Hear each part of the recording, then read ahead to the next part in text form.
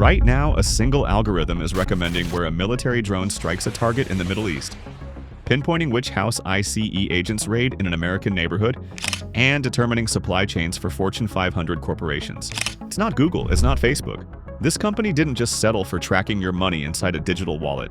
Instead, world governments and global titans hand over their most classified, sensitive data directly to it.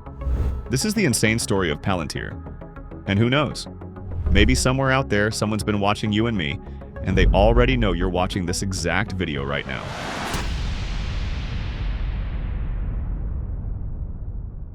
Before Palantir became the digital brain of global intelligence, it existed as a single obsessive idea in Peter Thiel's mind.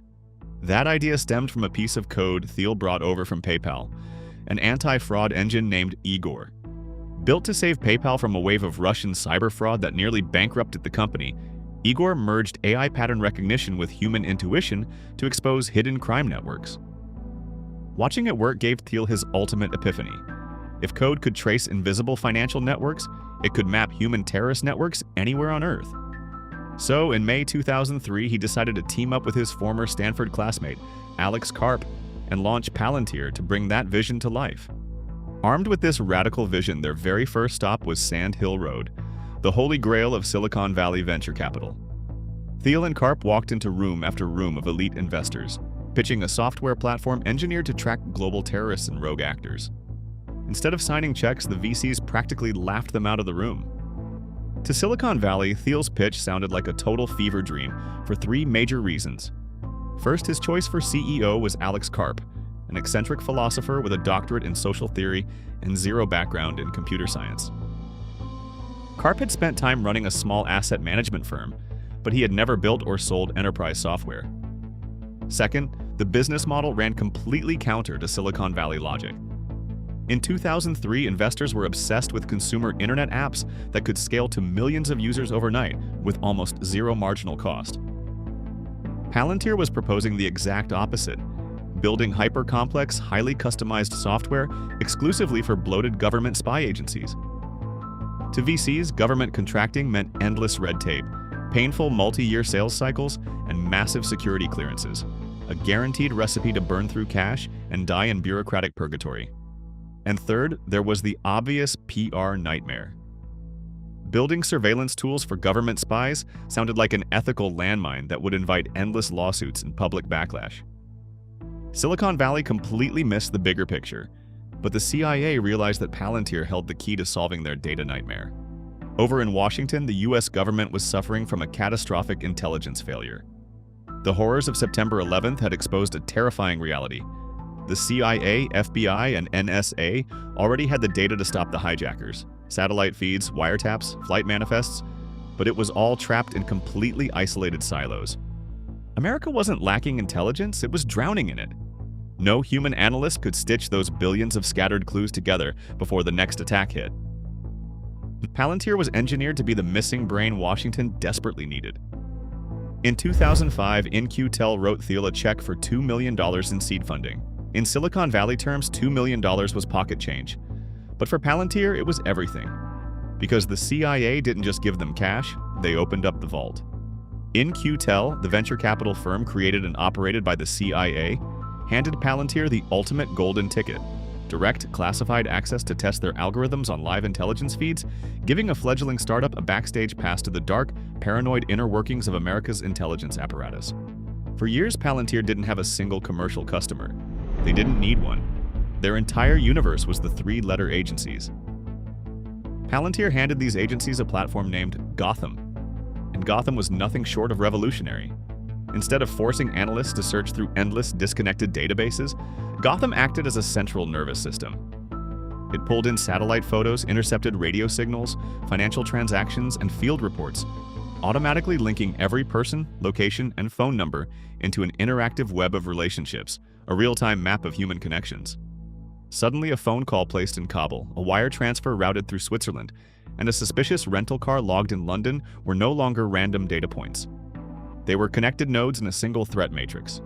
The ultimate test of this system came in May 2011, when US Navy SEALs raided a hidden compound in Abbottabad, Pakistan, and eliminated Osama bin Laden.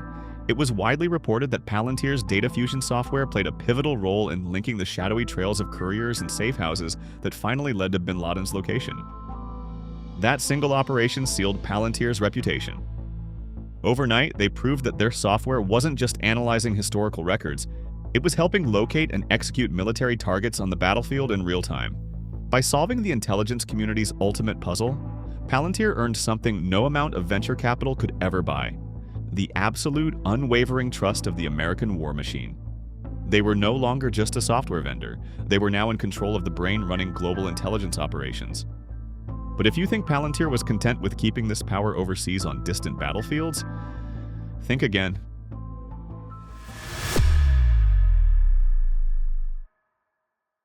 Once Palantir proved its algorithms could track targets across foreign battlefields, they brought those exact same weapons home. And their primary gateway into everyday American life was ICE, U.S. Immigration and Customs Enforcement. Now, on paper, ICE was hunting undocumented immigrants. But as details of Palantir's systems, Falcon and ICM, began to leak, ordinary citizens realized a terrifying reality. To target one person, the software had to swallow data on everyone. Think about the sheer violation of that. You didn't break a law, you didn't cross a border. But suddenly your driver's license, your housing history, your phone logs, and your family tree were silently fed into a military-grade surveillance dragnet. The public reaction was pure horror. People realized that a private, secretive tech firm was quietly constructing a master blueprint of American civil society, cataloging millions of law-abiding citizens without their knowledge or consent. It injected a quiet paranoia into daily life. You didn't have to be a suspect to end up in Palantir's web. You just had to live next door to one, share a phone bill with a relative, or work at the same company. When ICE used this software to execute massive workplace sweeps, like arresting 680 workers in a single day in Mississippi, the backlash exploded.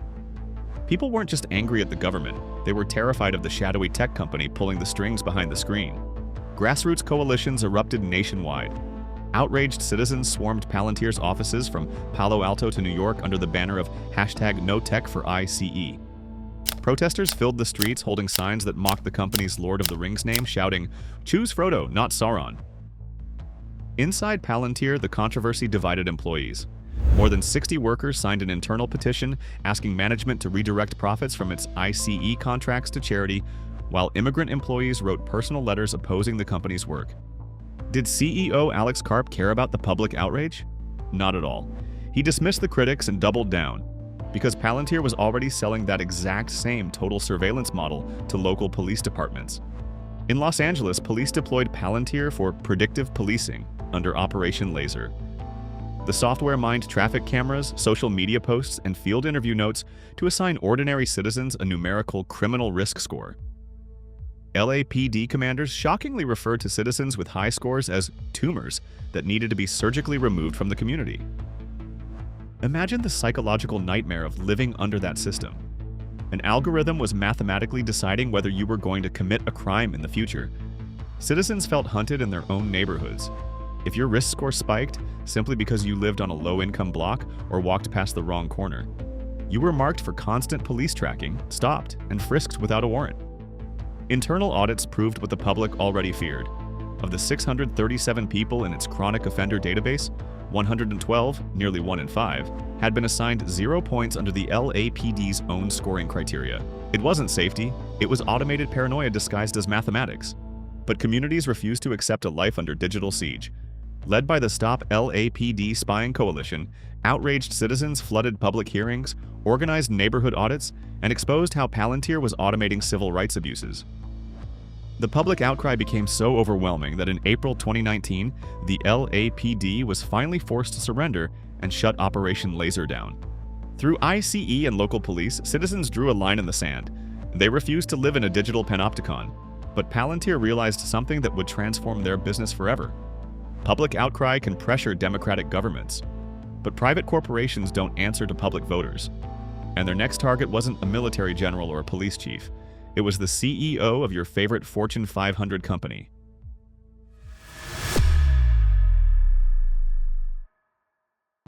In 2018, tech workers inside Google organized a massive internal revolt.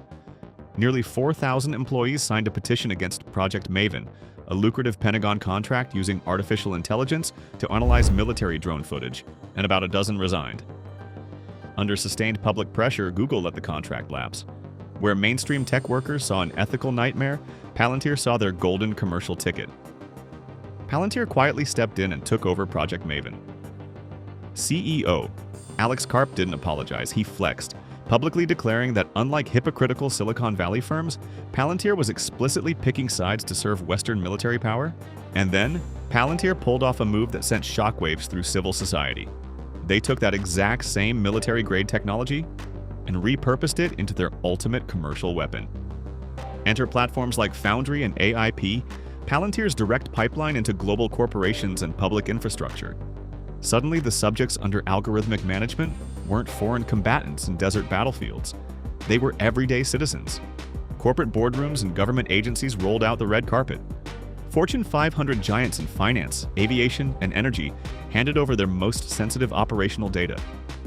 In the UK, even the National Health Service awarded Palantir a massive multi-million-dollar contract for its federated data platform, granting the software access to health records across an entire country. When news broke that Palantir secured a massive £330 million contract for the NHS federated data platform, the reaction across the UK wasn't just skepticism, it was a visceral national shockwave. Because to the British public, the NHS isn't just a government agency, it is a sacred national institution. Handing the keys to its medical database over to an American defense contractor felt like a cold corporate betrayal. The backlash erupted instantly in the streets, in courtrooms, and inside hospital wards. Protesters swarmed NHS headquarters and Palantir's London offices, holding signs that read, "Palantir out of our NHS" and "Our health data is not for sale." Civil liberties organizations like Foxglove launched aggressive legal challenges, threatening to drag the British government to court over privacy transparency. Inside the medical community, doctors launched a revolt of their own. The British Medical Association issued official warnings, while hundreds of senior physicians signed open letters condemning the deal.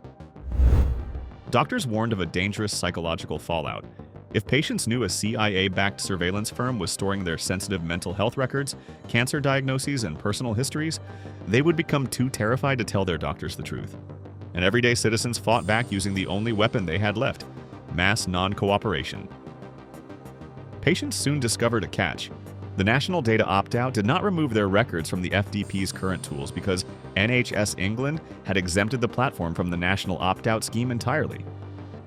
That loophole became its own scandal. Campaign groups like Foxglove and the No Palantir in the NHS coalition argued patients had no real way to keep their data out of the system, and pushed individual hospital trusts to refuse the platform outright. The public attitude shifted from pride in their healthcare system to deep, toxic paranoia. Patients and doctors asked a deeply unsettling question. Why was software built for war being used to run a national healthcare system? Because Palantir promised institutions something irresistible: the digital twin. By ingesting every financial transaction, medical log, shipping route, and employee metric, Palantir created hyper-detailed virtual replicas of whole corporations and public health networks. And this is where the quiet psychological shift occurred for ordinary employees and citizens. Palantir's software wasn't just generating passive charts for human executives to review, it was actively making executive decisions. The algorithm started setting credit limits for bank customers, allocating emergency room beds, rerouting global supply chains, and explicitly highlighting which corporate divisions should lay off staff. Think about the sheer helplessness of living under that reality. If you were a corporate employee, your job security was no longer evaluated by a manager who knew your work ethic. It was calculated by a cold algorithm optimizing corporate headcount. If you were a patient in a crowded hospital, your care prioritization was being determined by software originally engineered to target drone strikes. Human executives and hospital directors were no longer truly steering their institutions. They were simply hitting approve on decisions recommended by code. The public never voted for this digital takeover. Workers were never given a choice. The boundary between battlefield targeting and civilian life had been completely erased. Palantir had completed its commercial invasion. They were no longer just tracking foreign enemies or monitoring city streets. They had quietly plugged themselves into the brain of global capitalism itself.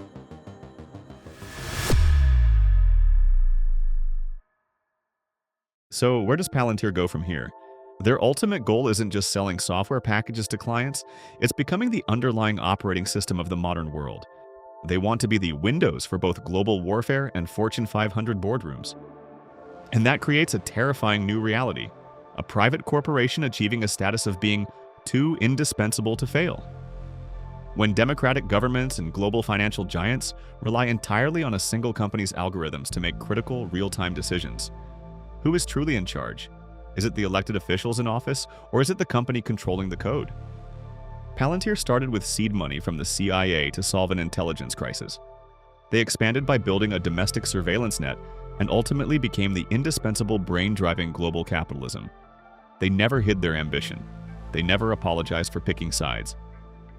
And as governments and corporations hand over more decision-making power to artificial intelligence, Palantir has made one thing abundantly clear. In the 21st century, empires aren't built on armies or gold. They're built on algorithms. And the company that controls the decision-making software controls the world. But you don't have to look at military drones or government intelligence to see the dark side of unfeeling algorithms. Long before Peter Thiel brought this surveillance mindset to the CIA, his original anti-fraud code was born inside the payment empire he helped build. And today, for millions of ordinary people, that exact same algorithmic nightmare plays out right inside their digital wallets, where a single automated bot can permanently freeze your life savings, block your rent money, and leave you completely helpless over a simple laptop sale. If you want to see how Peter Thiel's first empire and the legendary PayPal mafia devolved into a ruthless financial predator, click the video on screen right now to watch the dark truth about PayPal. I'll see you over there. Cheers.